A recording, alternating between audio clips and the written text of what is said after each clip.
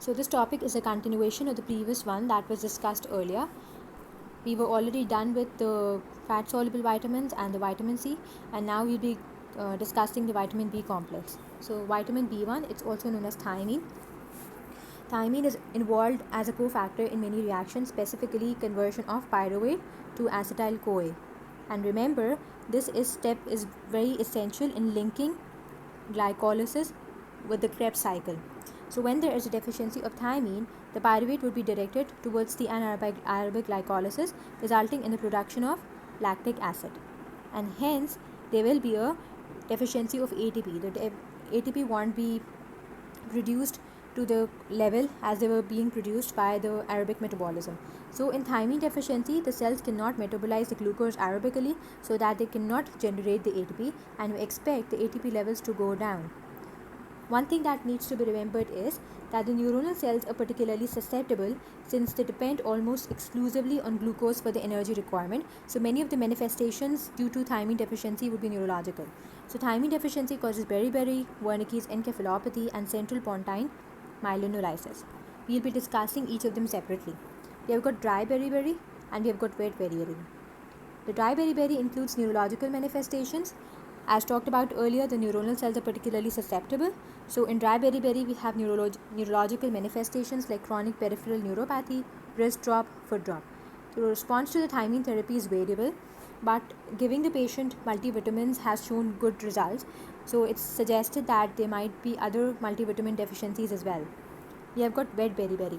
Remember, as talked about earlier, in thiamine deficiency, there is high levels of lactate, and that lactate ultimately, as we all know, it will be causing vasodilatation due to the hypoxia, and that will be leading to vasodilatation. This vasodilatation would be putting your load on the heart, resulting in high output cardiac failure by ventricular failure.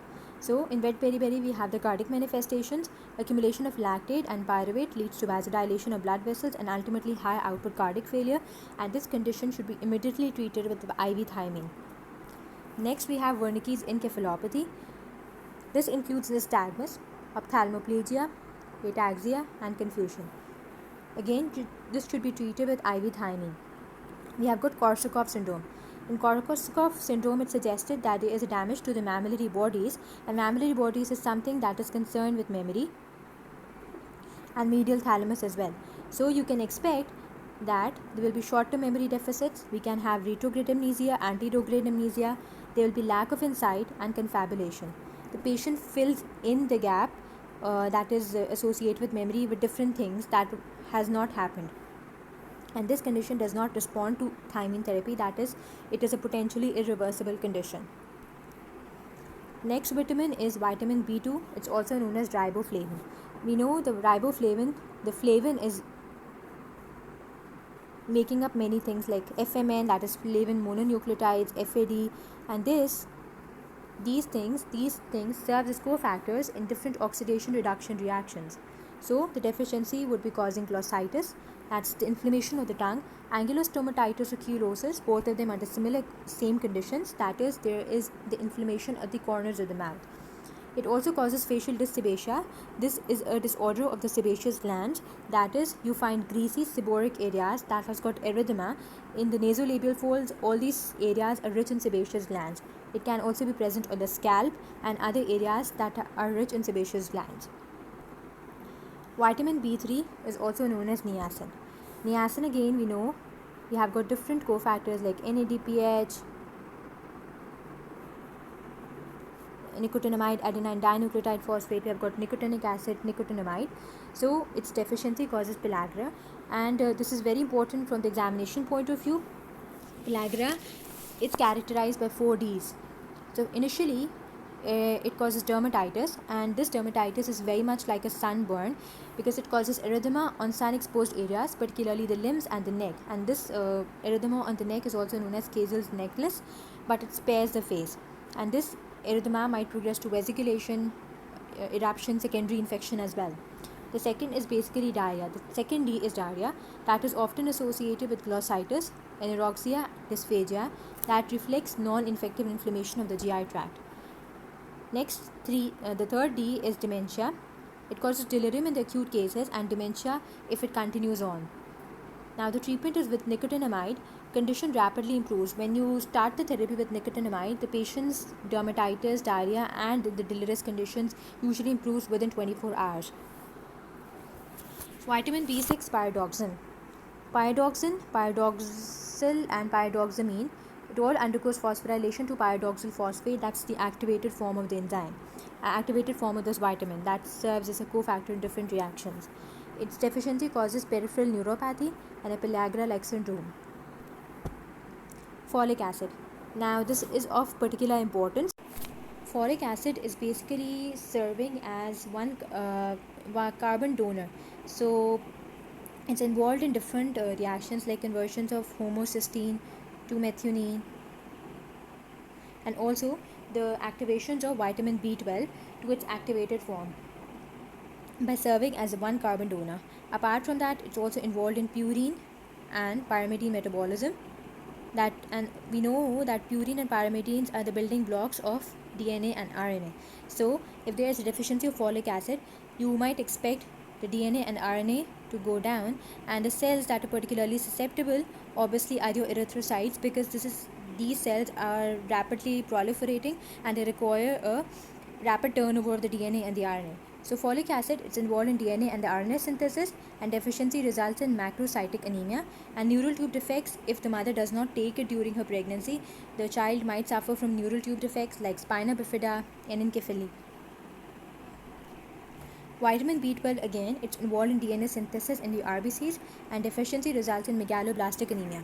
So for both folic acid and vitamin B12, we have, for the folic acid, we call it specifically macrocytic anemia, and B12 megaloblastic if the cause is pernicious anemia. That is, there is a deficiency of the intrinsic factor that results in impaired absorption of vitamin B12, then it's known as megaloblastic anemia. So both of them, the MCV would be more than 100, and this is how you diagnose macrocytic anemia. And not just this, when you go with a complete blood count, you might also see hyperpigmented neutrophils to be there. In severe deficiency, vitamin B12 also presents with certain neurological manifestations that includes posterior and lateral column related deficits. We know the posterior column are carrying the sensations of vibration, 2-point discrimination, so you can expect the deficiency to present with problems in vibration, 2-point discrimination, and also the lateral column is affected, so you can have problems with lateral corticospinal tract is involved, so pain and temperature might be impaired.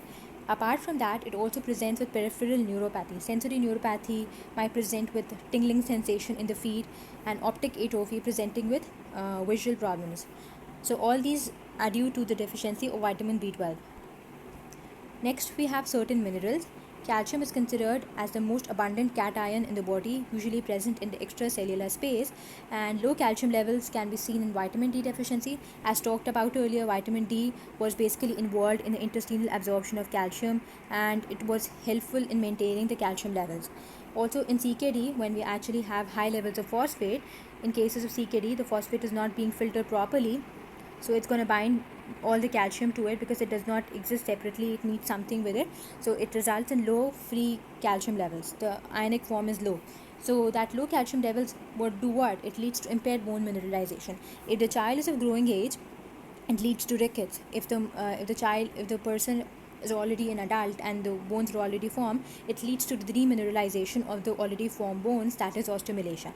Apart from that, due to low calcium levels, there will be excitation of the nerves, and that why low calcium levels would cause the nerves to become super excited. The nerves would be very excited, and then ultimately they will be causing irregular muscular spasm, and that is obviously your tetany. That tetany might initially affect the muscles of the extremities and might progress to laryngospasm as well. So excessive calcium can lead to constipation as well. Iron. We have got two types of iron. We have got non-heme iron, we have got non-heme iron, and we have got heme iron. So there is a difference between the two. The non-heme iron is basically present in cereals and vegetables, and this iron is poorly absorbed, but this contributes to the body stores a lot more than the heme iron. So the non-heme iron present in cereals and vegetables, but it's poorly absorbed. Approximately it's 5% that's absorbed. The heme iron is present in meat, but so well absorbed that is about 20 to 25% is usually absorbed. So the iron is basically absorbed in duodenum, and there is a transporter in the enterocytes, that is hepcidin, and that is regulated by different conditions. For instance, if the iron stores are very high, this is down-regulated. If there is iron deficiency anemia, this is up-regulated, and also in the chronic diseases, this is also affected.